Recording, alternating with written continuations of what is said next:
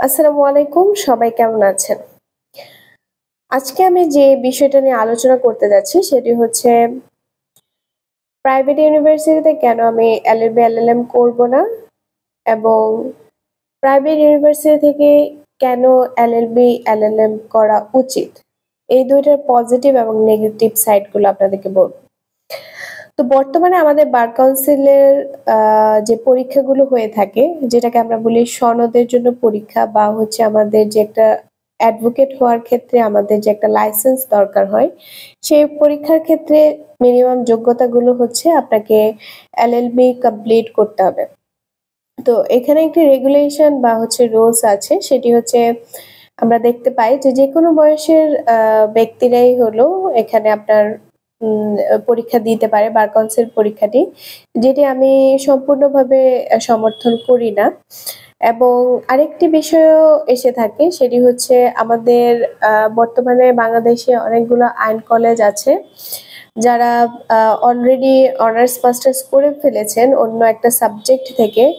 তারা কি করেন যে একটা কোর্স করেন। পাস কোর্সের আ যে বিষয়টা সেটা হচ্ছে তারা আইন কলেজ থেকে করে থাকেন এলএলবি টা করার পরবর্তীতে তারা সেই ৭ টা সাবজেক্টের উপর ভিত্তি করে তারা বার কাউন্সিলে পরীক্ষাটি দিয়ে থাকেন এবং পরীক্ষার পরে নিজেদেরকে অ্যাডভোকেট দাবি করেন এবং তারা অলরেডি প্র্যাকটিস করেন এবং প্র্যাকটিসে ভালোও করছেন। তো আমার যে ধারণাটি হলো সেটি হচ্ছে আ যখন একজন এলএলবি করছেন যিনি কিনা প্রাইভেট ইউনিভার্সিটি থেকে বা হচ্ছে পাবলিক ইউনিভার্সিটি থেকে পড়াশোনা করছেন, তিনি কিন্তু অনেকগুলো সাবজেক্ট এবং ক্রেডিট পড়াশোনা করে আসছেন। যেখানে কিনা আমরা কনস্টিটিউশন, জুরিসপ্রুডেন্স, মুসলিম ল মানে অনেক কিছুই থাকে। সেগুলোর এগেইনস্ট এ আরো অনেক এডিশনাল সাবজেক্ট থাকে যেগুলো কিনা যে আ আমাদের যে প্রফেশন সেটার যে আ মূল্যবোধটা সেটা হচ্ছে এনহ্যান্স করে এবং সেটার সাথে সামঞ্জস্যপূর্ণ করে অনেকগুলো সাবজেক্ট আসলে থেকে থাকে। যেমন আমাদের যে মেডিকেল জুরিসপ্রুডেন্স এটা কিন্তু আপনার যে যারা পাস কোর্স করছে বা হচ্ছে যারা মাত্র আইন কলেজে পড়াশোনা করছে তারা কিন্তু মেডিকেল জুরিসপ্রুডেন্সটা পড়ছে না বা হচ্ছে আমাদের যে ফরেনসিক ল সেই ফরেনসিক লটাও হচ্ছে তারা হয়তোবা এখানে পড়াশোনা করছেন না বা বিভিন্ন সাবজেক্ট আছে যেগুলো কিনা তারা তোয়াক্কা করছেন না এবং যারা আমরা পাবলিক বা প্রাইভেটে এলএলবি, এলএলএম গুলো করছি সেখানে দেখা যাচ্ছে যে আমাদের পরীক্ষার কোয়ালিটি গুলো অনেক স্ট্যান্ডার্ড থাকে এবং তাদের ক্ষেত্রে দেখা যায় পরীক্ষার কোয়ালিটি গুলো সেরকমভাবে স্ট্যান্ডার্ড থাকে না। ওনারা দেখা যায় যে একটি গাইড বইয়ের উপর ভিত্তি করে আসলে ওনারা পড়াশোনাটা কন্টিনিউ করেন এবং পরীক্ষাটা দিয়ে থাকেন। আমি যতটুকু আসলে রিসার্চ বেসড জেনেছি যে তাদের কিছু আ আ ইয়ে থাকে কি বলে? গাইড থাকে, গাইড বই। সেই গাইড বই থেকে তারা কিছু প্রশ্ন পড়াশোনা করে সেই প্রশ্নের উপর ভিত্তি করে তারা হচ্ছে পরীক্ষাগুলো দিয়ে থাকে। তারা অনেক সময় দেখা যায় আপনার হচ্ছে আ আ যারা হচ্ছে অলরেডি পাস করে ফেলেছেন এলএলবি তারা আসলে সিআরপিসি সেকশন পর্যন্ত জানেন না। ইভেন সিআরপিসি মানেটা, the code of criminal procedure সেই জিনিসটাও আসলে তারা জানে না। তো আসলে আমি এখানে কাউকে ছোট করে বা বড় করে কথা বলছি না।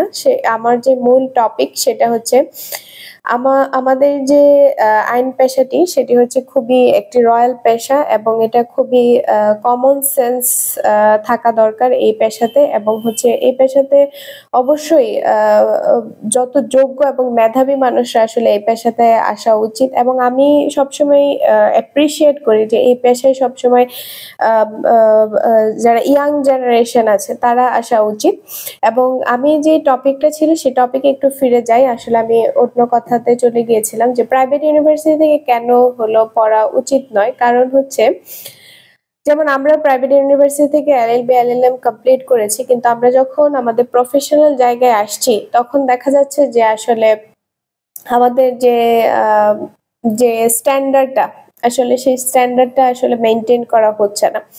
কারণ দেখা যাচ্ছে যে স্ট্যান্ডার্ড আমরা হচ্ছে প্রাইভেট ইউনিভার্সিটি থেকে লক্ষ, লক্ষ টাকা ইনভেস্ট করে পড়াশোনা করে আসছি। আর সেখানে দেখা যাচ্ছে যে ধরুন একটা আইন কলেজ থেকে পড়াশোনা করে সেও অ্যাডভোকেট হচ্ছে, আমিও অ্যাডভোকেট হচ্ছি। তাহলে সেক্ষেত্রে আমার যে পড়াশোনার এফোর্ট এর ক্ষেত্রে বা আমি যে ফার্স্ট বেঞ্চার ছিলাম সেই আসলে মূল্যবোধটা সেখানে থাকছে না এবং এটা নিয়ে কেউ কথাও বলছে না। কিন্তু আজকে আমি হয়তোবা বলছি।